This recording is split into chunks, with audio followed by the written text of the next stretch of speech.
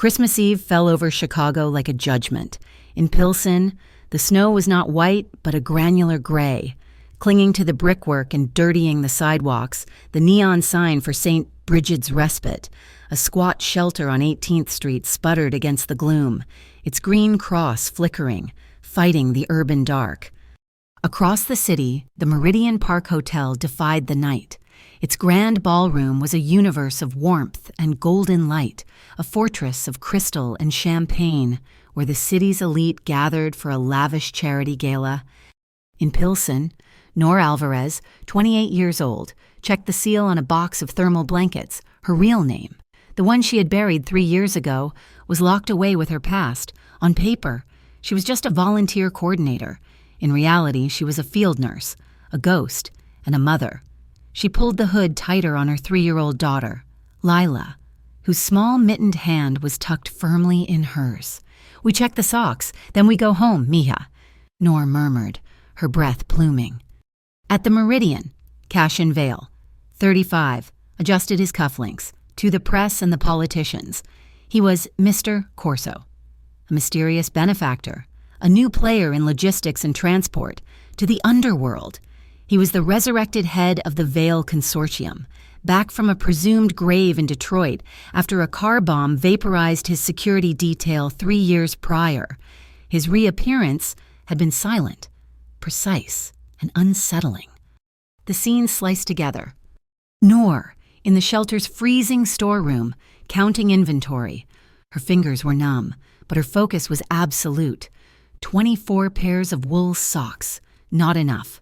Cassian, under the light of a chandelier, signing a check with a heavy black fountain pen. The donation was massive, made out to the West Side Fund. The fund was co-sponsored by the Office of Urban Trust Enforcement, a polished bureaucratic entity known as OUT, which gave the event a veneer of civic duty. Cassian knew it was a performance, a necessary cleansing of his public profile. A man in a hotel uniform, invisible in his efficiency, handed Cassian a thick cream-colored envelope. It was not part of the gala's program. Cassian opened it. Inside, there was no card, only a photograph, a candid shot, slightly blurred, of Nor. She was standing outside St. Bridget's, laughing at something, holding a small, dark-haired girl bundled in a pink coat. Tucked beneath it was a single note, typewritten, "Tonight, ask for your answer." The blood in Cashin's veins turned to ice water. Nor's pocket vibrated, not her standard burner phone, but an old device she kept powered down in a signal-blocking pouch. She checked it in the privacy of the bathroom, the cracked screen glowing, a message on the encrypted app Gossamer, an app that had been dead for 3 years. One line, "They're coming through the back." It was the old code, the signature of the Sable Court, the rivals who had tried to end him, the reason she had run. They had found her. A handler from the gala murmured to Cassian, "Mr. Corso, the press is ready for the donation tour at St. Bridget's. The cars are waiting." Cassian despised the ritual. He hated the cameras, the false smiles, the entire charade of public goodwill. But the photograph in his breast pocket felt heavier than lead. He nodded, his face an impassive mask. "Lead the way." Nor emerged from the bathroom, scooping Lila into her arms. The child was sleepy, her head resting on Nor's shoulder. "Listen to me, baby," Nor whispered, her voice urgent but calm, walking toward the shelter's main hall. "We are going to play a game. If a stranger talks to you, a new person, you just tell them one thing. You say, 'I'm cold.' That's all. Can you do that for Mama?" Lila nodded, burying her face in Nor's neck. "Cold." The front doors of the respite swung open, bringing a blast of frigid air and the blinding white flash of professional cameras. A small cluster of suits and reporters huddled around one man. Nor was directing a family toward the coffee urn when the light hit her. She looked up, annoyed by the intrusion. And she saw him. He was thinner than she remembered, harder. The easy confidence she had known was gone, replaced by a lethal stillness. He was not Mr. Corso. He was Cassian.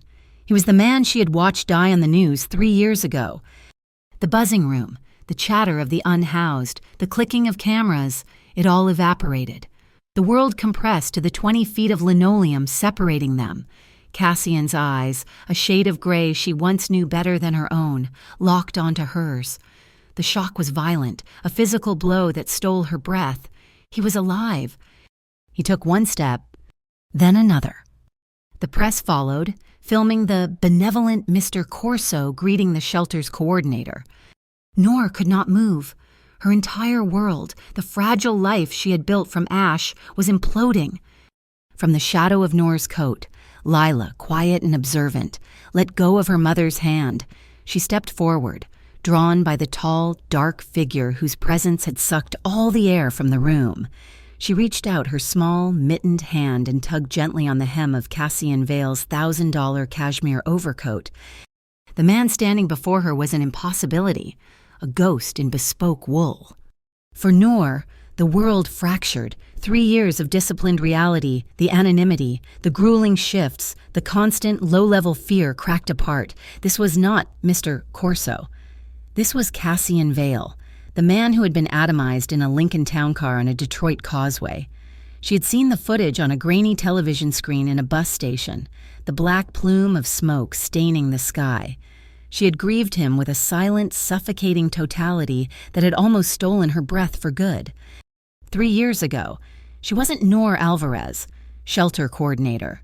She was her true self, an internal auditor for one of the Vale Consortium's cleanest public-facing companies.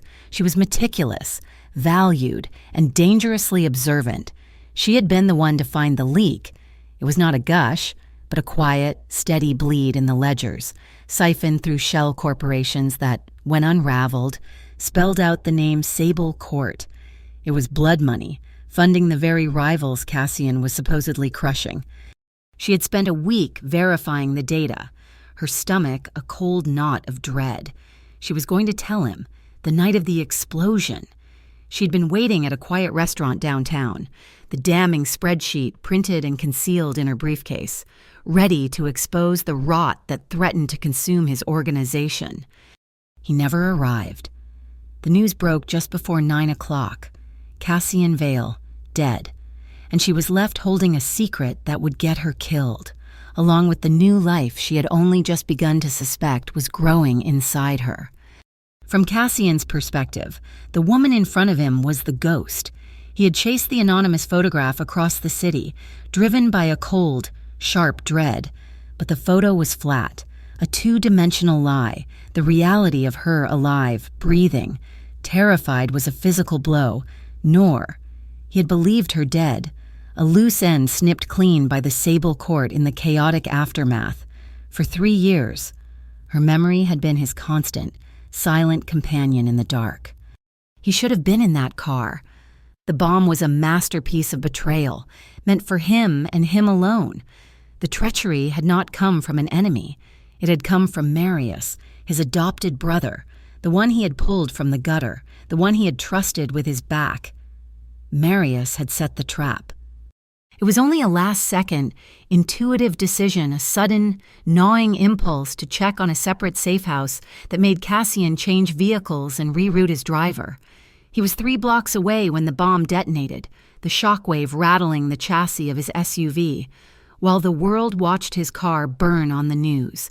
Cassian Vale was already sinking into the shadows.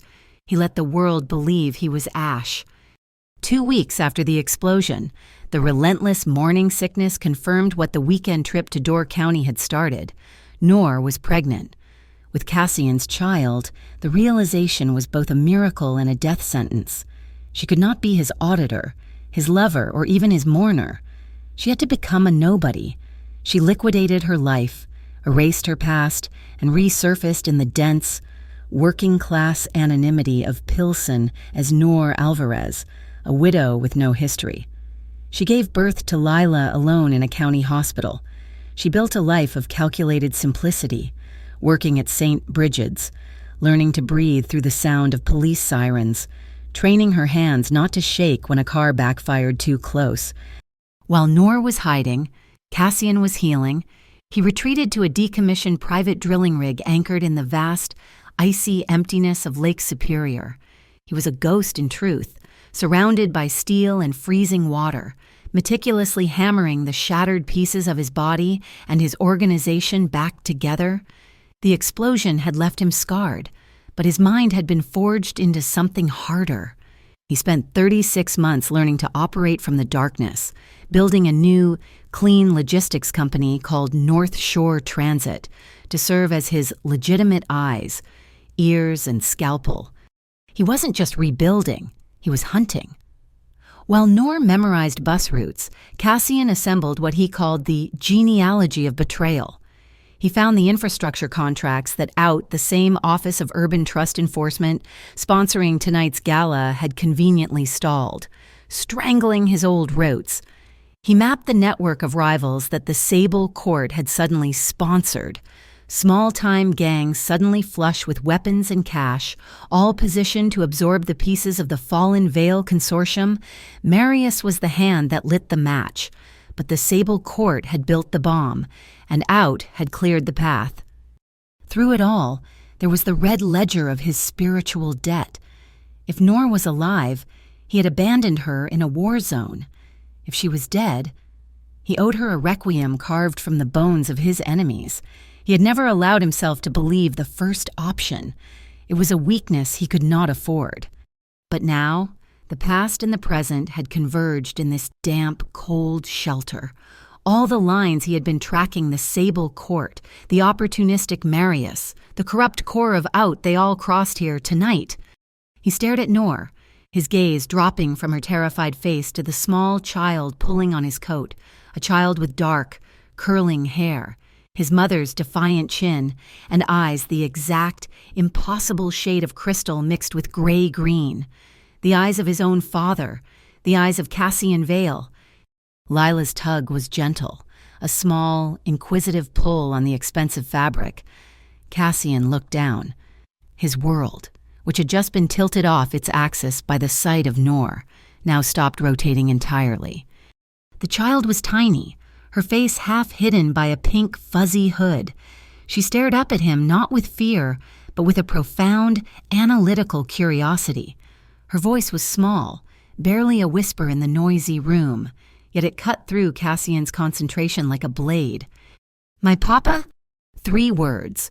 It was not a question demanding an answer. It was a statement of fact, phrased as a query. Noor went rigid, the blood drained from her face, leaving a pale, waxen mask of terror. It was not possible. She had never, not once, used that word. There were no photographs of Cassian, no stories, no history. Lila's father was a void, a deliberate and painful blank space Noor had created to protect her. Her daughter's entire concept of a father came from a handful of crayon drawings she kept under her mattress. Pictures she drew of the man with the big shadow, a tall, dark shape she insisted watched over her bed. Cassian froze. It was not a pause. It was a cessation of all biological function. The air in his lungs turned to glass beneath the fine Italian leather of his gloves. The veins on the back of his hand stood out like steel cables. His pupils contracted, locking onto the child's gray-green eyes. And for a half-second, the man who had rebuilt his empire from an oil rig ceased to exist. He was just a raw nerve, a collision of memory and instinct. The man he was 3 years ago slammed into the predator he had become. The Arctic chill that surrounded him, his carefully constructed armor, seemed to crack. A small cloud of vapor escaped his lips as he breathed, finally. He tore his gaze from the child and found Noor's. "Noor!" He whispered it. The name was rough, rusty, as if he had not spoken in years. It was an accusation, a prayer, and a damnation all at once. Noor responded with a single, sharp shake of her head. It was not a denial. It was a command. "Stop. Do not speak. Do not look. Do not exist." The world rushed back in with the force of a camera flash. The bright, disorienting pop of a bulb brought the moment to a crashing halt. The press, sensing a human interest angle, surged forward. "Mr. Corso? Is this one of the families you're here to support?" a reporter called out. The mask snapped back into place.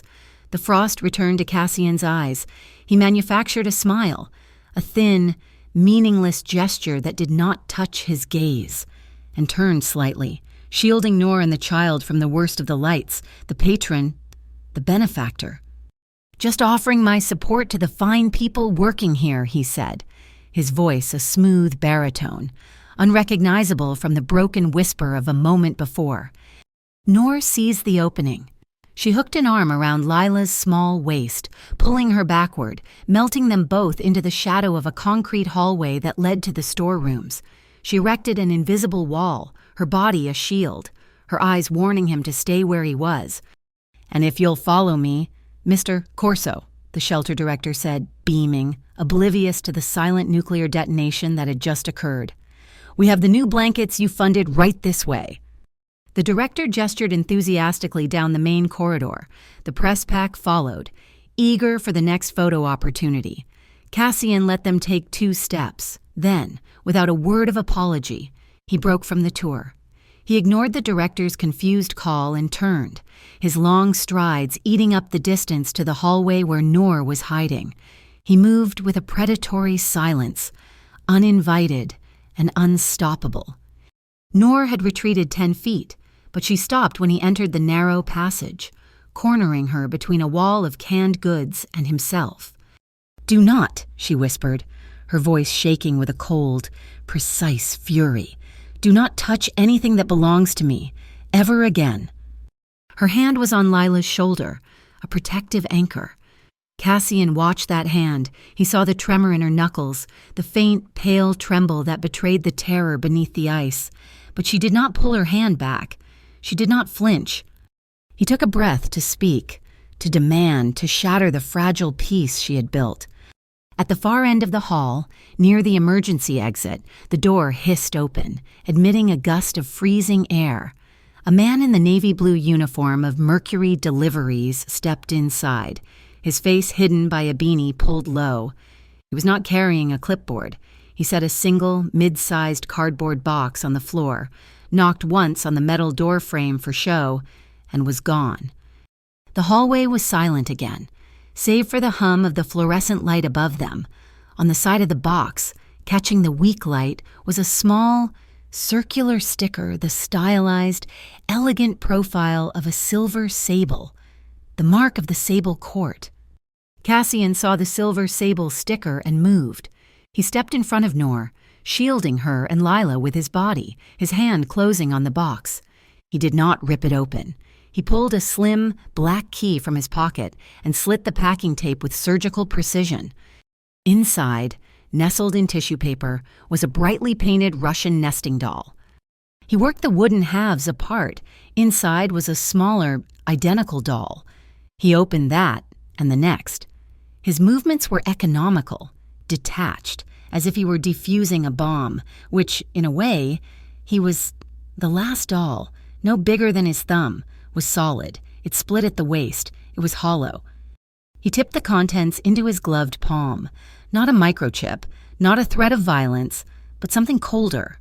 A blank, white SIM card and a small, folded piece of paper. He unfolded the note. 4 words, "Even children pay debts." Noor, peering around his shoulder, saw the words and the doll, a different kind of cold. The cold of memory flooded her. "No," she whispered, her hand flying to her mouth. "They used this 3 years ago, on Rourke, the auditor who replaced me." She was thinking aloud, her mind racing, connecting the past to the horrifying present. They sent him a toy boat. 2 days later, his real one sank in the harbor. The blood drained from her face. "They know I'm here. They know my schedule.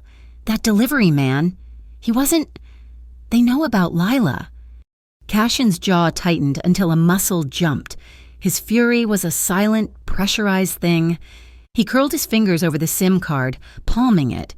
With his other hand, he discreetly pulled his phone, typing a single line, encrypted text to a number not in his contacts. Trace. Now.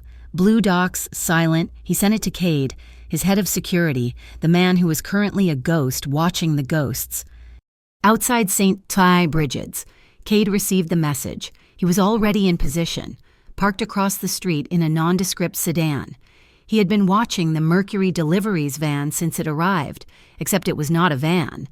It was a refrigerated transport truck, a reefer, its cooling unit humming loudly in the cold. It had no front plate, and the rear plate was a known fake. As Cade watched, the truck's engine roared to life. He raised his phone, capturing a high-resolution image of the fake plate, already cross-referencing it against his private database. The truck pulled away from the curb, its sheer bulk scattering the dirty snow. A ping returned on his screen. The plate was registered to a holding company for the Blue Docks, a private, poorly regulated commercial pier on the south branch of the river. Back in the hallway, Noor's training kicked in, the civilian instinct for order. She fumbled for her own phone. "I'm calling the police. I'm calling 911. Cassian's hand shot out, not touching her, but blocking her phone. "Who do you think you're calling?" he said, his voice low and sharp. "The police," she hissed. "There is a threat against my daughter." "And what will you tell them?" Cassian countered, the cold logic of his world slamming into hers. "That a ghost from your past just reappeared? That a rival organization sent you a toy? The police you call report to the city. The city is managed by WOOT, the same Office of Urban Trust Enforcement I was just posing with. And for the last 2 years, OUT has been fast-tracking urban renewal packages, shady PPP contracts that just happen to benefit every holding company owned by the Sable Court. You call them, you make this official. You make Lila a public record. You paint a target on her back for the one municipal body that is actively protecting our enemy." Rage, hot and potent, unlike anything she had felt in 3 years, flooded Noor. "You do not get to order me. You do not get to tell me who to call or what to do. You lost that right when you got yourself killed." His eyes softened, just a fraction, but the intensity burned brighter. He took a half-step closer, lowering his voice so only she could hear it. "You're right. I have no rights here." His gaze flickered to the child hiding behind her legs. "You named her Lila because of the lilacs that were blooming at the lake house that year, the ones outside the window. Do not stand here and tell me that is a coincidence." Noor stopped breathing. It was true. It was a secret she had kept for herself. A single, beautiful memory from that weekend in Door County. The only piece of him she had allowed herself to keep. That he knew. That he remembered that specific detail. Undid her. As if summoned by the tension, the overhead fluorescent lights buzzed violently and flickered, plunging the hallway into momentary darkness. They snapped back on, dimmer this time. From the end of the hall, the back door they had been watching, the one the fake delivery man had used, made a sound, a sharp, metallic snick. The sound of a high-quality, copied keycard bypassing the lock. It was open. Cassian did not hesitate. The time for debate was over. "They are in the building." He grabbed her arm, his grip firm. "The press. They're my cover. They're waiting for Mr. Corso at the front." He pointed to a narrow door behind the shelving. "That's room B12, the old pantry. There's a reinforced exit inside that leads to the north alley. It's staff only." He was already moving, walking backward toward the main hall, his face recomposing itself into the mask of the philanthropist. "I will be the decoy. I will walk out the front door, surrounded by cameras. They will follow the light. Go, now. Do not make a sound." He turned and strode out of the hallway, his voice booming artificially. "My apologies, Director. I just had to take a moment. The work you do here is truly inspiring." Noor was left in the flickering light, her heart hammering, the ghost's warning echoing in her ears. She heard a faint scrape of a boot sole from the back door. She scooped Lila into her arms and ran for the pantry. The alley behind the respite was a frozen gauntlet of metal dumpsters and shadows. 2 men, moving with the synchronized, liquid economy of professionals, slid from the darkness. They were Sable Court. The first operative, dressed in black fatigues, reached the compromised back door. On the roof of the adjacent building, Cade, prone and invisible, watched through a thermal scope, He had been in position for an hour. He did not use his rifle. As the operative pulled the steel door open, Cade dropped, a silent 30-foot descent absorbed by practiced legs. He landed directly behind the man. A gloved hand clamped over the operative's mouth, stifling the surprised gasp. A forearm, braced by his own body weight, applied catastrophic pressure to the man's throat. It was over in 2 seconds. A silent, brutal equation. He dragged the body into the deeper shadows behind a snow-caked generator. The second operative, hearing nothing, assumed his partner was covering him. He slipped through the open door into the dimly lit hallway, weapon raised, scanning for the targets, the exact hallway where Lila had just stood. Noor was trapped. She had not made it to the pantry's inner exit. She was huddled in the dark. Cramped space, pressed between towering metal shelves of canned peaches and green beans. She held Lila tight, one hand clamped gently but firmly over her daughter's mouth. Lila's eyes were huge and terrified in the gloom. In Noor's other hand, she gripped a pressurized can of medical-grade disinfectant, a pathetic weapon, but it was all she had. She heard the soft scrape of a combat boot on the linoleum just outside the thin plywood door. The handle turned. Noor tensed, her arms shaking, ready to spray. The door flew open, not gently, but kicked with purpose. The second assassin filled the frame, his weapon sweeping the small room. He never saw Cassian. The assassin was focused on the shadows in the pantry, expecting a target. He failed to check the darkness of the main hall behind him. Cassian had not gone to the front lobby.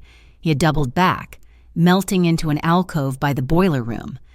As the assassin committed to entering the pantry, Cassian emerged. He moved with a speed that was terrifying, a predator uncoiled. He did not attack the man. He attacked the weapon. His left hand clamped down on the assassin's wrist, his thumb finding the nerve cluster. The man's fingers spasmed open, the gun clattering to the floor.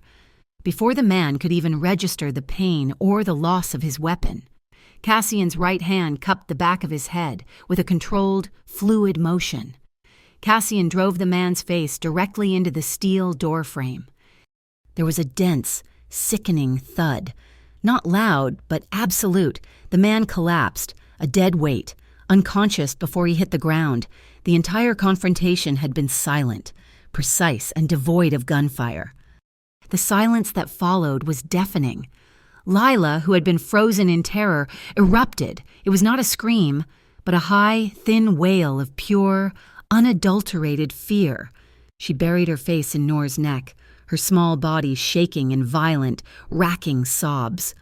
Cassian stood in the doorway, his chest heaving, the adrenaline draining away to be replaced by something cold and hollow. He looked at the professional killer crumpled at his feet, then at the woman and child huddled among the canned goods. He saw the imprint of terror on Lila, a stain that would not easily wash out. He recognized it. It was the look of the innocent when the monsters of his world became real. And he knew, with a certainty that chilled him to the bone, that he was losing the only battle that had ever truly mattered. "The roof!" he commanded, his voice a low rasp. He grabbed Noor's arm, pulling her and the weeping child over the fallen man. He kicked open the reinforced steel door at the back of the pantry, revealing a narrow service stairwell. "Up! Now!" The cold on the rooftop was a physical blow, a wind that stole their breath and stung their eyes. Snow whipped across the black tar paper. Cassian didn't pause, guiding them to the edge, to a fixed steel ladder bolted to the brickwork, leading down to the secured staff parking lot. "Give her to me. I'll take her down," he said. "No!" Noor's voice was fierce. She clutched Lila tighter. "I have her." She swung her body over the icy parapet without hesitation, her old resilience taking over. She descended, one-handed, her daughter held tight. Cassian went right after, his body acting as a shield, his eyes scanning the alley below. A black armored SUV, its engine purring, idled in the darkest corner of the lot. It was matte black, devoid of chrome or license plates. As they reached the bottom, Cade, already in the driver's seat, triggered the rear door lock. Cassian yanked the heavy door open, bundling Noor and Lila inside. He slid in after them, slamming the door. The sound of the lock engaging was like a vault ceiling. The cabin was warm, dark, and utterly silent. Noor was shaking, her breath hitching in ragged gasps. Her thin vest was soaked with snow. Lila's cries had subsided to terrified, hiccuping breaths. Cassian moved in the darkness with practiced ease. He pulled a thick wool blanket from a side compartment and wrapped it tightly around Lila, cocooning her. He lifted the child, settling her into an integrated safety seat and fastening the heavy-duty harness, his large, scarred hands surprisingly gentle. He turned back to Noor. She was pressed against the far door, as far from him as she could get. They were still only inches apart. The air was thick with the scent of cold ozone, the faint, expensive smell of his leather gloves, and the sharp, metallic tang of anxiety. He cracked a chemical hand warmer and pressed it into her frozen fingers. Her voice, when it came, was a raw whisper. "You do not get to decide for me anymore." His face was lost in the shadows, but his eyes were visible, reflecting the dim emergency light of the dashboard. "I know," he said, his voice just as low. "Then decide. Decide to be with me tonight." It was not an order. It was a plea. He leaned in, slowly, giving her every chance to recoil. She stared at him. This ghost, this source of all her pain and her only shield. His lips touched hers. It was not a kiss of passion. It was short, firm, and restrained. It was a desperate attempt to press warmth and life back into her. It was the taste of 3 lost years and a terrible, binding promise. His free hand came up, his gloved fingers resting on her shoulder.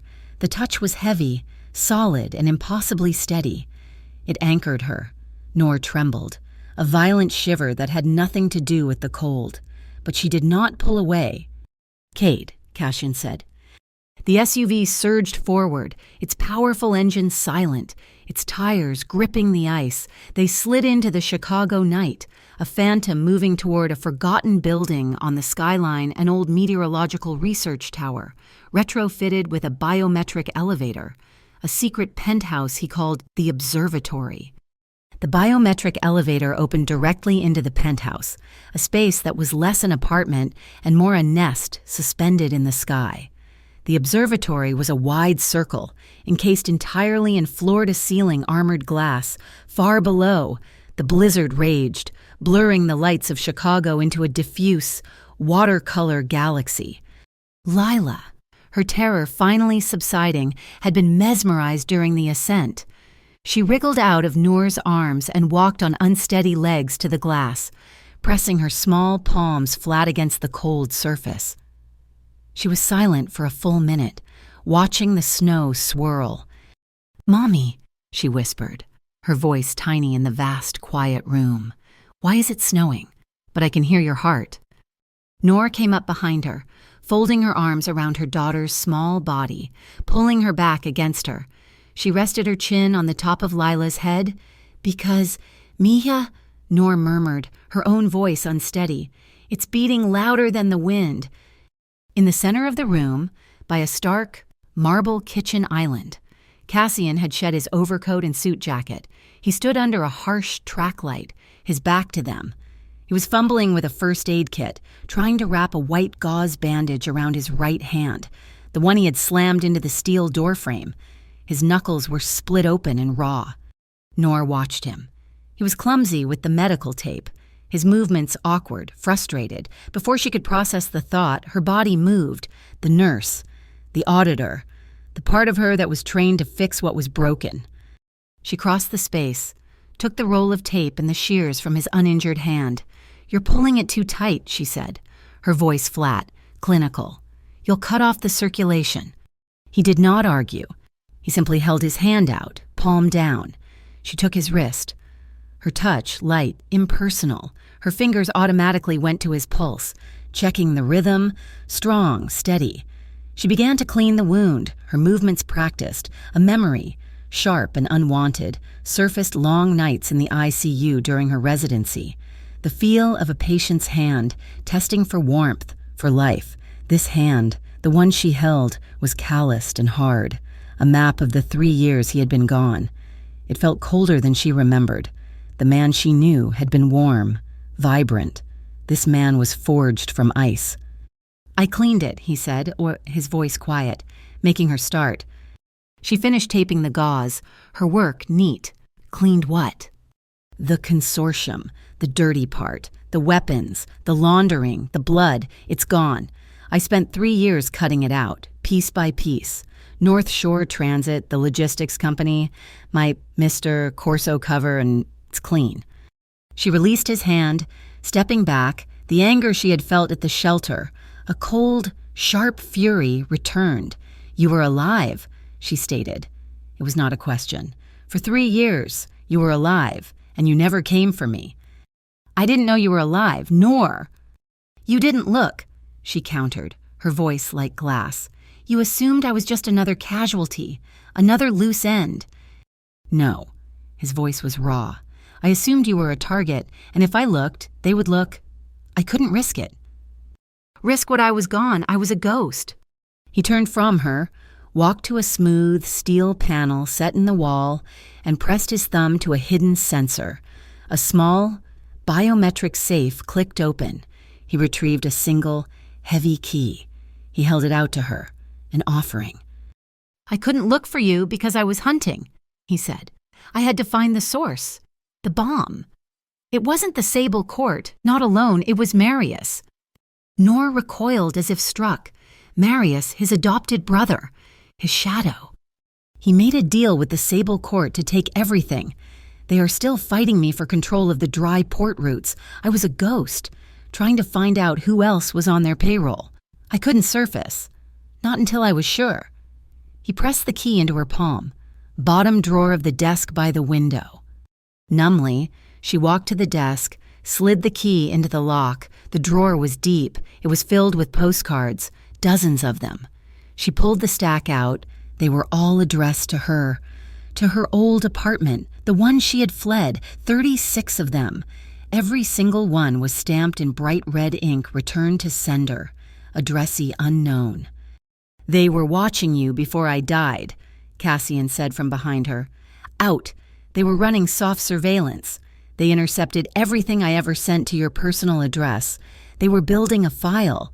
If I had surfaced, if I had used my resources to find you, they would have known I was alive, and they would have used you to draw me out."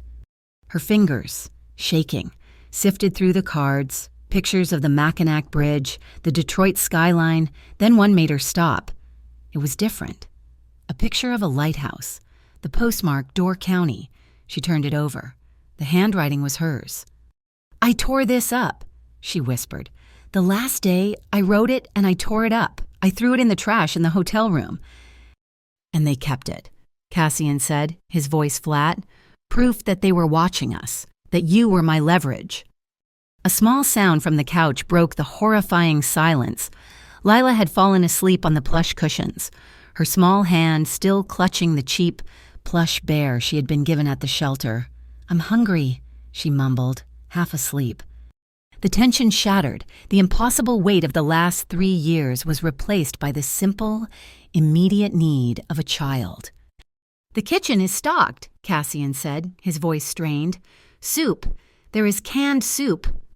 It was a truce, a fragile, temporary one. Nor found tomato soup and bread. Cassian, in a gesture of absurd domesticity, found carrots. He picked up a chef's knife, his bandaged hand moving awkwardly, and tried to chop them. He, a man who commanded a covert empire, was a hazard in a kitchen. The cuts were jagged, uneven. Nor watched him mangle the carrot. A strange, alien sound bubbled up in her chest. It was a laugh, a short, sharp, rusty sound, as if the mechanism had forgotten how. The profound, hiccuping sob of her fear was, for just 1 second, replaced by warmth. He stopped, looking at her, utterly confused. "Give me the knife," she said, a ghost of a smile touching her lips. Later, after they had eaten. Noor carried the sleeping Lila into the spare bedroom. She tucked her under a heavy down comforter. Cassian stood in the doorway, a tall shadow, watching. He looked like a man stranded on the wrong side of a chasm, desperate to cross. Lila stirred one last time as Noor brushed the hair from her face.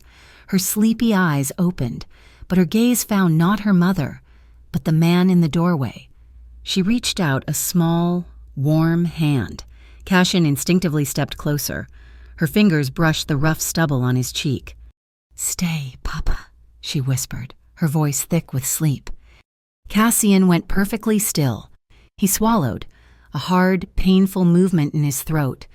He looked at this child, his child, who had just claimed him without question. His eyes, which had been so cold, burned with a sudden, bright intensity, as if a 1,000-day-long sin had just been forgiven. He nodded, unable to speak, and gently touched her hand before backing out. Noor followed, pulling the door until it was almost closed. They stood in the main room, the blizzard a silent, moving tapestry around them. "She accepts you," Noor said, her voice quiet. "Children are simpler. They do not know the cost." "Noor," he began, taking a step toward her. "I am not," she said, stopping him. She faced him, her fear gone, replaced by a resolve as hard as the armored glass. "We are here tonight. We are safe. For her. But this, us, is conditional. I am not the woman you knew." "Anything," he said. "If you have one more secret, one more lie, one more omission that puts her in danger, I am gone, and this time, I swear to God, you will never find us." Cassian looked at her, the woman he had lost, the woman he had just found. His gaze shifted, just for a second, to the bedroom door where their daughter slept. He gave a single, sharp nod, understood. The observatory was a fortress of silence, a bubble of pressurized calm suspended above the storm. While Lila slept, protected by the soundproof walls and the distance from the world below, the penthouse became a war room. Cassian stood at the apex of the glass-domed room, his reflection a stark silhouette against the swirling white chaos of the blizzard. His phone vibrated once, a silent notification on the marble table. Cade. "The sim," Cassian said, his voice flat, echoing slightly in the large space. He read the decrypted report aloud, his gaze fixed on the city lights. "It's a burner, activated just 2 hours ago. The signal originates from a restricted access cellular tower servicing the Blue Docks." Noor looked up from the couch, where she had been watching the bedroom door. Blue Docks, that's just a refrigerated warehouse complex on the South Branch. "It's more than that," Cassian said, the final, rotten piece of the puzzle sliding into place. "It's a designated priority logistics station, fast-tracked for development by UTE. They gave it critical infrastructure status." He turned from the window. "Cade's intel confirms it. The Sable Court has been using the Blue Docks, under WUTE's official protection, to move small arms. They're trafficking them inside pallets of humanitarian aid. Canned goods, blankets, the same supplies you were handing out tonight." Noor felt a wave of nausea. They were using the shelter. They were using us. "They were using the entire system," Cassian corrected, his voice lethally cold. "They used the donation as a delivery mechanism to send me a message, right in front of the press they knew I'd bring. So we send one back." He began to pace, the contained energy of the predator back in full. "They want the routes. Marius wants the legitimacy of my clean operations, but the Sable Court just wants territory, specifically the I-90 corridor. It's the cleanest, fastest artery to the west." He picked up his phone, dialing a number not saved in his contacts. It was answered on the third ring. "It's Corso," Cassian said. "I need you to be at the high-stakes card game on Rush Street in 1 hour, and I need you to lose loudly. The rumor is this: the Vale Consortium is fractured. Corso is tired of the fight. He's willing to negotiate the I-90 route. He just wants peace for his new family." He hung up without waiting for a reply. "That's the bait," he explained to Noor. "It's not for Marius. Marius is cautious. This is for his enforcer, Silas Rowan. Rowan runs the Sable Court street operations. He's arrogant, violent, and he will see this as weakness, not a trap. Nora watched him, her mind working on a different, parallel track. He was moving pieces on a chessboard she could barely see, but she had her own board. She picked up her phone and walked to the far side of the room, turning her back to him for a small measure of privacy. She dialed a number from memory. "Anya," she whispered, her voice tight. "I know it's been 3 years. I'm in trouble and I need a favor, the kind only a top-tier contract lawyer can provide." She listened, her eyes closing. "I'm fine. No, I'm safe. For now. Listen, I need a packet. I need a voluntary acknowledgement of paternity form. And I need a petition for sole custody with an emergency protective rights clause. I need them messengered to a secure drop tomorrow morning." She took a deep, shuddering breath. "This isn't just about him. Anya, it's about protecting my daughter. It is my insurance policy, my paper weapon." As she ended the call, her phone buzzed again, this time with a text, an unknown, blocked number. Her heart stopped. It was a photograph. It was Lila. She was on the swings at the small park near St. Bridget's, her head thrown back in a joyful, open-mouthed laugh. The photo was grainy, high angle, taken from the rooftop of the apartment building across the street. A cold dread washed over Noor. It was from last week. They had been watching her. They had been watching Lila. Beneath the photo, a single line of text, "Trade the route or trade blood." The phone slipped from her numb fingers, clattering onto the marble floor. Cassian was at her side in an instant, his gaze sweeping from her ashen face to the screen. He saw the photo. The icy calm he had maintained finally cracked, and a low, animalistic growl rumbled in his chest. "That's it," Noor said, her voice shaking with a sudden, hot rage. "I'm calling the press. I'm calling every reporter I've ever met. I'll put her picture on every news channel. I'll tell them everything. I will burn them to the ground." "No." Cassian's voice was sharp, pulling her back. "That's what Roan wants. The Sable Court loves a stage. They thrive on public chaos. The press is a double-edged sword. Noor, you use it. You make Lila the center of the story. You make her a public face, a target for every low-level thug who wants to make a name for himself. We cannot control that narrative." "So what do we do?" "Cassian," she demanded, her voice rising. We hide in your glass tower while they hunt my daughter." "No," he said, his eyes locking with hers, the strategist's mind spinning, catching fire. "We don't hide, and we do not let them set the stage. We set our own." He began pacing again, the idea forming lethal and precise. "They used St. Bridget's. They used a donation drive. We will use the same tools." He stopped, looking at her, his expression hard. "We're going to hold another gift drive, a supplementary Christmas Eve event, a last-minute miracle for the community." "Where?" Noor asked, her mind failing to keep up. "At the Blue Docks," he said, a cold, dangerous smile touching his lips. "We'll do it right in their nest. We will announce that Mr. Corso and the West Side Fund are making an emergency delivery of blankets and toys. Co-sponsored by our partners at WUT, we'll force them to attend. We'll force them to play the part of public servants while we expose them. It will be a performance. And this time, we will control the stage." The plan was insane. It was also their only move. While Cassian made the calls, setting the trap, Noor went into the bedroom. Lila was stirring, drowsy and warm. Noor sat on the edge of the bed and gently stroked her hair. "Lila, baby, wake up," she whispered. "We have to play a new game. It's very important." Lila rubbed her eyes, blinking. "A game." "A secret password game," Noor said, her voice soft but urgent. "If Mommy isn't right next to you and a new person talks to you, they must say the password. The password is Mommy's friend. 3 words. Can you say that?" Lila nodded, her voice sleepy. "Mommy's friend." "If they say anything else," Noor said, cupping her daughter's small face, her gaze intense. You scream as loud as you can, and you run to the green light. You understand any green light, the exit signs. You run to green. Promise me.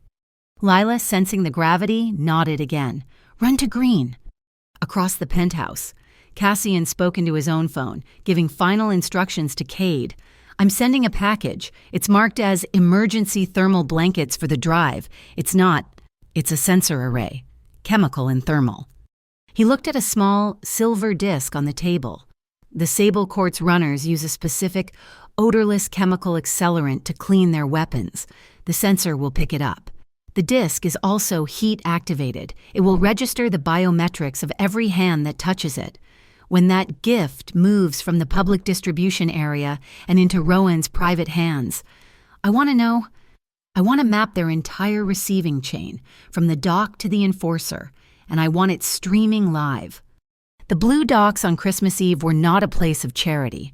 They were a place of cold steel, frozen river water, and wind that cut like glass. The blizzard, which had been a distant swirling ballet from the observatory, was a ground-level assault here, a horizontal wall of white that muffled all sound save for the howl of the wind off Lake Michigan. On a set of towering light poles, tinny speakers broadcasted distorted Christmas carols, the music a bizarre, festive layer over the industrial dread. A polished city sedan, the kind favored by mid-level bureaucrats, was the first to arrive. A man in an expensive suit and thin dress shoes stepped out, his face a mask of annoyance as he surveyed the huddling families. This was the representative from Oot, a man whose salary was paid by the city but whose loyalty belonged to Silas Roan. Cassian arrived next, not in an armored vehicle but in the passenger seat of the North Shore Transit delivery truck. He stepped onto the icy pavement, wearing a dark wool coat, his hands ungloved and visibly empty. He was the perfect image of the reformed businessman, his expression open, his presence projecting calm. Nor was already in motion. She wore a bright yellow volunteer vest over her parka, a beacon in the snow. She moved through the small cluster of families, directing them toward the truck, her voice calm and reassuring. Her eyes, however, never stopped moving, a constant flickering inventory of shadows, exits, and the small, pink-coated figure of her daughter, who was holding her hand. Cassian was in the middle of a staged handshake with the Out representative, a small, independent press team filming the good work, when his phone vibrated in his coat pocket, one silent pulse. He palmed the device, glancing at the screen, Cade's feed. The alarm, the chemical sensor inside the hand warmer package, had activated. It detected the specific, odorless solvent the Sable Court used to clean their weapons. The package had been separated from the main aid pallet. On the thermal tracker, he watched a single heat signature carry the box away from the public distribution area and into the dark maw of Auxiliary Warehouse 3, a corrugated steel box set apart from the others, the nest. He met Nora's gaze across the 10 yards of snow. He gave a single, almost imperceptible nod. It was her cue. She squeezed Lila's hand. "Baby, I need you to stay right here with Maria," she said, nodding to another volunteer. "Count the big lights for me. Okay, I just need to check those boxes." She began to walk, her path veering as if in confusion, heading directly toward Warehouse 3. She was the bait. She was halfway there when a figure materialized from the blinding snow, blocking her path. Silas Roan. He was a mountain of a man, his face a roadmap of old scars. He was not wearing a uniform. He wore his menace like a tailored suit. "Lost little nurse." Roan's voice was a low growl, barely audible over the wind. "Chicago isn't big enough for 2 families, and Vale's time is up." His eyes, cold and flat as shale, slid past Nor, fixing on Lila, who was now dutifully pointing at the light poles. Her voice lost in the wind. "That's a pretty kid. It's a shame to grow up in the middle of a war." "She won't have to." Cassian's voice cut through the storm. He walked out of the bright circle of the aid truck, stepping into the dim, yellow floodlight that illuminated the path to the warehouse. He was alone. His hands were open at his sides. Roan smiled, a predator's grin. The ghost, so the rumor was true. You're tired of fighting. I'm tired of the cost, Cassian said, his voice reasonable. You want the I-90 corridor. You want the route. It's yours. My gift. I'm done. Roan laughed, a short, sharp bark. A gift? No. We don't take gifts. He looked from Cassian to Noor and back to Lila. We make trades. You want my word that you and the girl walk away? I need a guarantee. Insurance. A sign of good faith. The air became impossibly cold. The carols seemed to stop. Roan pointed one thick, gloved finger at Lila. I'll hold the kid, just until the contracts are signed and the routes are transferred. Noor did not gasp. She did not cry. She took one step forward, planting herself directly between Roan and the line of sight to her daughter. She looked the enforcer dead in the eyes, her voice dropping to a glacial, precise whisper. You just touched the only line, she said, her voice carrying with absolute clarity. That turns this man to ash.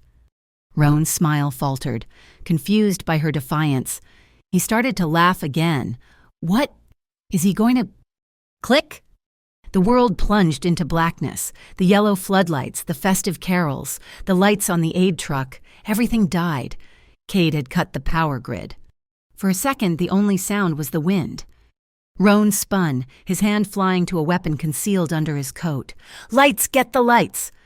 From inside Warehouse 3 came a series of sharp, pressurized hisses. Pop, pop, psh, not gunfire.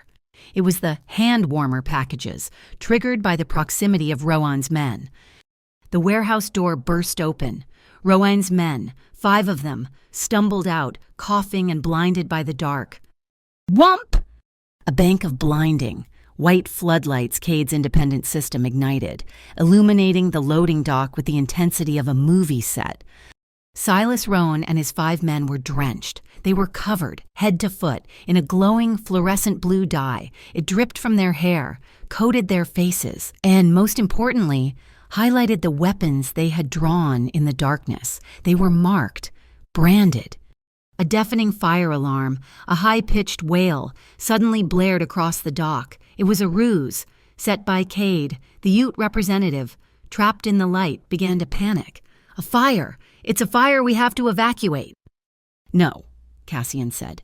He was already at the aid truck, a microphone in his hand. He clicked it on, hijacking the PA system. His voice boomed across the frozen yard, cutting through the alarm.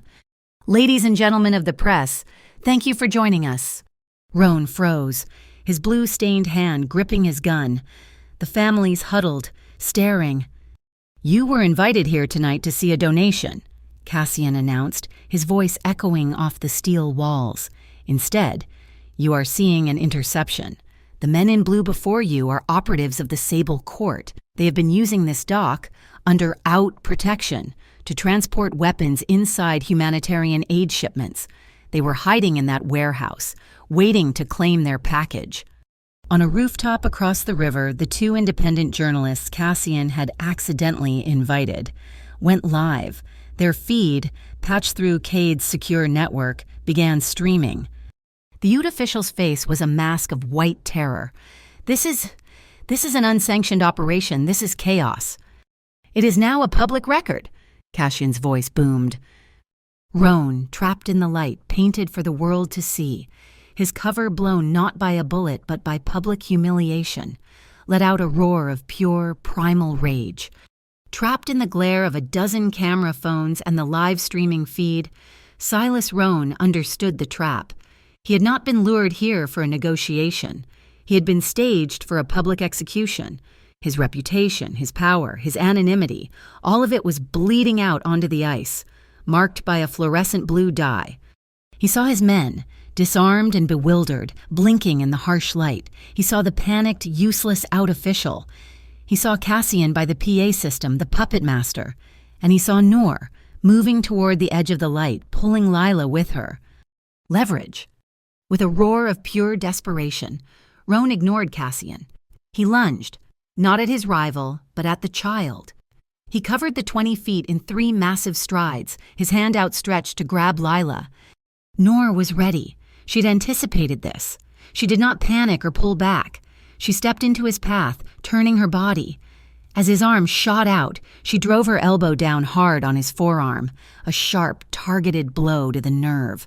At the same instant, she jammed her thumb onto the button of the personal security alarm clipped to her vest. A deafening 130 decibel shriek pierced the air, a sound far more shocking than the fire alarm. Roan recoiled, his arm numb, his ears ringing. Lila, perfectly trained, reacted. The man was not Mommy's friend. She screamed, not a cry of fear, but a full-throated, practiced yell, and pointed at Roan. Not him! Then she ran, not to Noor, not to Cassian, but toward the flashing green light she had been taught to find the strobing. Bright green hazard lights of Cade's SUV, which had just been activated at the edge of the lot. Roan turned, furious, shaking off the pain, but Cassian was already on him. It was not a brawl. It was a dismantling. As Roan moved, Cassian met his momentum. A precise open palm strike to the solar plexus drove the air from Roan's lungs. As the big man gasped, Cassian hooked his arm, spinning him, locking the joint. The cameras recorded it all, the reformed businessman defending his family with a brutal, stunning efficiency that was clearly professional, yet free of overt malice. It was control. "Lock it down," the yacht official was shouting, his voice cracking with panic. "Secure this area. This is a private matter." "Private," a reporter's voice yelled from the darkness, his phone's light a beacon. "We're live. Sir, who are these men? Are those unregistered firearms? And what about the packages?" "The ones that went into Warehouse 3. Off manifest." The public narrative had shifted. Hijacked by a stream of live questions, the pressure was no longer on Cassian, it was on Uta. Cade materialized from the shadow of a container, his own weapon drawn but held low. He grabbed Noor's arm. "This way, into the safe container." He pulled her and Lila, who had run straight to him, toward a reinforced steel shipping container he had pre-staged. Noor went, but as Cade pulled her to safety, she twisted back. Cassian was still engaged with Roan, holding him in a painful lock. She ran back one step, just one, into the dangerous space between them. She shoved her hand into Cassian's coat pocket, forcing the folded, crisp legal document from Anya into his hand. "Cassian," she yelled over the alarm. He glanced at her, his focus split. Her eyes were burning. "Sign this," she commanded, her voice a raw promise. "If we still have a morning—" Roan saw the exchange. He saw Cassian's momentary distraction, believing it was weakness. He used his last, desperate option. With his free hand, he ripped a 9-inch combat knife from a sheath on his belt and lunged, not at Cassian, but at Noor. Cassian did not draw a gun. He released Roan's arm and moved inside the knife's arc. His bandaged right hand shot out, catching Roan's wrist, not the blade. His left hand clamped on the man's shoulder. With a single, violent pivot of his hips, he used Roan's own weight and momentum against him, torquing the wrist. The knife clattered to the ice. Cassian did not stop. He dropped his weight, slamming Roan face first onto the frozen concrete, and landed on his back with a knee. The cameras zoomed in as Cassian held the enforcer's head to the ground. The glowing blue Sable Court logo on the back of Rowan's jacket, perfectly framed, unmistakable. The wail of the alarm was joined by a different, more familiar sound, the sirens of the Chicago Police Department, not the polished sedans of Uta, but the blue and white cruisers of the local precinct pulling in fast. Cade's anonymous tip had worked. The community members, seeing the threat neutralized, began to clap. Roan, his face pressed to the ice, was cuffed by uniformed officers. The battle was over. But as Cassian stood, his gaze swept the rooftops. Marius was not here. The snake's head was still in the shadow. The observatory was silent. The city lights far below were a soft, muted glow. Lila was asleep in her room, the brown shelter bear clutched in her arms. Noor stood by the window, her back to the room. She had showered, washed the fluorescent dye and the smell of the docks from her hair. She wore a simple gray wool sweater that was Cassian's. He stood by the fireplace, the legal document, her weapon open on the mantel. He picked up a pen. The stroke of the nib on the paper was the only sound in the room. He signed his name, his true name, to the line acknowledging paternity. Noor heard it. She turned. She looked at the paper, then at him. She walked across the room, not to the document, but to him. She did not speak. She simply stepped inside his arms and pressed her forehead against the center of his chest. Her hands came up, not to embrace him, but to clutch the front of his shirt, her knuckles white. It was the grip of a survivor who had finally stopped running. Cassian's arms came around her, one hand spreading wide across her back, the other sliding up to the nape of her neck, his fingers tangling in her still damp hair. He held her, breathing in the scent of her, the faint, lingering smell of cinnamon from the shelter's hot cider. He buried his face in her hair, his own breath unsteady, a shudder passing through him. This was not passion, it was a reckoning. It was the desperate, clinging hold of two people who had been pulled from a shipwreck. His hand on her neck was a promise of safety. Her grip on his shirt was an anchor, holding him to this new, terrifying reality. They stood there for a long time, their heartbeats sinking, the warmth from the fire wrapping around them. Their eyes met, and in the deep, quiet dark, they said everything the cameras and the chaos never could. Dawn on December 25th, the blizzard had broken, leaving Chicago in a state of silent, pristine white in the observatory. The domed glass was fogged with condensation. The smell of fresh coffee filled the air. Cassian, his bandaged hand moving stiffly, was at the stove, attempting to make breakfast. Noor, wrapped in the gray wool sweater, was watching the city wake up when her burner phone, the one she had almost thrown away, vibrated on the counter. An unknown number, she answered, putting it on speaker. A voice, smooth and familiar, chilled her to the bone. He signed it good. It was Marius. And the ink must still be wet on the paternity papers, Marius continued, his tone light, conversational. A beautiful, legal document, a chain. If you want your little girl to see her first day of kindergarten, bring both the document and the man who signed it to the Kinsey Street Bridge. 1 hour. The call ended. Cassian clicked off the stove. It's the final trap, Cassian said, his voice flat. He's not out. He's posing as them. He doesn't want the roots anymore. He wants the paper. Noor's mind caught up. The paternity document. He'll use it to blackmail you, to force you to hand over North Shore Transit, the clean network. He wants to be me, Cassian said, retrieving his heavy overcoat. I'll go. I'll make the trade. You'll go alone, Noor stepped in front of him, blocking his path. I have to. It's my fight. No, she said, her voice quiet but absolute. You do not see it, do you? That's the past. That's the man who got himself killed in Detroit. You go alone, you die alone. We go as a team, or no one goes.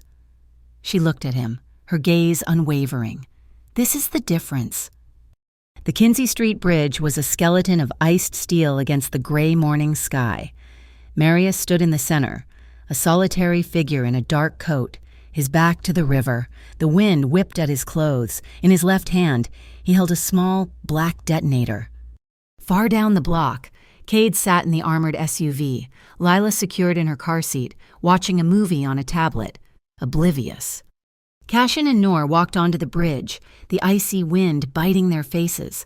Noor's hand was tucked into her pocket, but her scarf, wrapped high, concealed a pin-sized digital recorder that was already transmitting. Marius, Cassian said, his voice carrying on the wind. Brother, Marius replied, smiling. A touching family reunion. You brought the paperwork, I see. He gestured to the legal folder in Noor's hand. Hand it over and I'll hand you your future. And the detonator, Cassian asked, eyeing the device. Insurance, Marius said, tapping it. Out has cleared this bridge for emergency structural testing. One push, and this whole span drops into the river. A tragic accident, a terrible loss of infrastructure. But no people. Cassian, I am not a brute. "So this is it," Noor spoke, her voice sharp. "This is your grand plan. You hide behind your allies at Out." Marius turned his gaze to her, annoyed. "Allies? They work for me now. The Sable Court is gone. Roan is yesterday's news. I am the new community protector. Out gives me the legal cover to absorb everything Vale ever built. I am the legitimate one. I am the one who wins." Noor met his gaze. The recorder in her scarf was live, feeding audio to the same journalists who were now watching from a safe distance. "Enough talk," Marius sneered. "The papers." "No," Cassian said. Marius's smile vanished. "What did you say?" "I said no." "You think I will not do it," Marius yelled, his composure cracking. He raised the detonator high. "You think I am bluffing." He jammed his thumb down on the red button. A dull click was the only sound. Nothing happened. The bridge was silent, save for the wind. Marius stared at the detonator, his face a mask of confusion. He clicked it again and again. Nothing. "Looking for this," Cassian said. He reached into his coat and pulled out a fist-sized block of C4, attached to several cut wires. "The dye Cade used on Roan's men, it is traceable. It leaves a chemical signature. My civil engineering team followed their trail right here, 3 hours ago. They disarmed your test while you were sleeping." Marius's shock turned to white-hot rage. He dropped the useless detonator and ripped a pistol from beneath his coat. Cassian did not flinch. He did not reach for a weapon of his own. Instead, he slowly unbuttoned his overcoat, opening it wide to show he was unarmed. "Go ahead," Cassian said, his voice calm. "But you do not want blood. Marius, you want prestige. You want the name. Blood just costs too much. It puts you in debt, and you hate being in debt." As Marius hesitated, his focus locked on Cassian. Noor stepped forward. She walked to the railing of the bridge and opened the legal folder. She did not hand it over. She read from it. "Article 1, she announced, her voice strong, carrying over the wind. "The Vale Consortium, including all assets held by North Shore Transit, is hereby dissolved and restructured as a public municipal trust." Marius stared. "What?" "Article 2, Noor continued. "All gray market contracts are voided. All violent assets are liquidated, effective immediately." "What is this?" Marius screamed, aiming his gun at her. The wail of sirens answered him. Not one or two, a dozen. Police cars, followed by news vans, swarmed both ends of the bridge, trapping him. "This," Noor said, holding up the recorder, "is a confession." The audio of Marius bragging about his out legal cover suddenly blasted from a police PA system, echoing across the river. The Ute official who had been at the docks, the one who had come with the police, froze, his face ashen. The press swarmed him. "Sir is out under investigation. Are you protecting organized crime?" Marius, caught between the press, the police, and the unarmed man he could not beat, finally dropped his gun. It was over. The chaos swirled. Cade pulled up, the SUV door flying open. Lila jumped out before he could stop her, running past the flashing lights, past the police, straight to Cassian. She wrapped her arms around his leg. He crouched, his back to the arrest, his entire world narrowing to the small face in front of him. She looked up, her gray-green eyes serious. She asked her second 3-word question, "Home now, Papa?"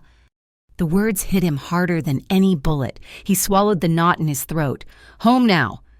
He stood, lifting her into his arms. He looked at Noor, who was watching them, the wind whipping her hair, the legal papers clutched in her hand. "But where is home? Noor?" She smiled, a real smile, bright and sudden as the sun breaking through the clouds. She reached out and touched the center of his chest. "Home is where the heart does not have to hide." They held hands, the 3 of them, a strange, battered family, standing in the middle of the bridge as the snow began to fall again, Chicago's brilliant skyline rising behind them. But the story was not finished. Surrounded by the press, Cassian Vale did the one thing Marius never could. He gave up the shadows. "My name is Cassian Vale," he announced, his voice carrying, Lila on his hip. As of this morning, the Vale Consortium is finished. I'm establishing a new community development fund to be co-chaired by Miss Alvarez. He looked at Noor. The violent wing of my former organization is permanently dissolved. A reporter yelled, "What about the child?" Cassian looked at the paper in Noor's hand. He took it from her. He looked at the signature. His signature. The one he had signed in the dark. Then, in front of all the cameras, he pulled a pen from his pocket and signed it again, right over the top of the first signature. A public declaration. He was not just Lila's father in secret. He was her father in the light. He had locked the door on his old life and thrown away the key. The observatory was no longer a fortress. It was a home. In the corner, a small, simple pine tree stood, decorated with makeshift ornaments. In front of the fireplace, Cassian, Noor, and Lila sat on the floor, wrapped in blankets. Outside on the balcony, in the quiet snow, Cade hung a small, hand-carved wooden sign on the door. It had one word, home. The running was over. Thank you so much for listening to this story. We would love to connect with you, so please comment below and let us know where in the world you are listening from and share your thoughts. Make sure to subscribe to the Mafia Boss Story channel, like this video, and give us extra support by hitting that hype button so this story can be heard by even more people.